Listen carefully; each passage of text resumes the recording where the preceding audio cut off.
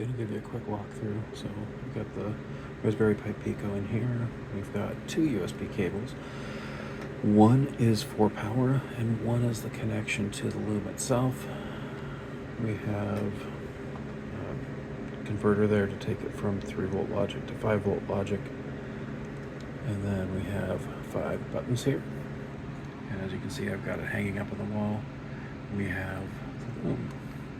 So the first button I want to show you is this one here. This is the one to advance one row.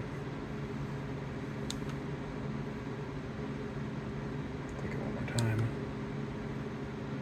I've only got 4 rows in that file. And then I've got the red button here set up to be the menu, which brings up our menu option. And if I hit the 4th button, that will display the row. So as you can see, display the row. This is row number 4. I push this a few more times to advance that row. And then go back into that menu, 1 more, and now it's showing more pegs.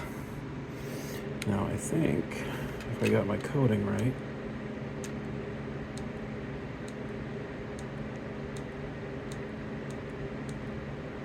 good bunch of clicks there. I should be able to get multiple digits out of that. So 1,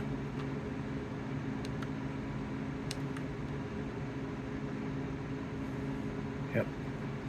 So that was 1,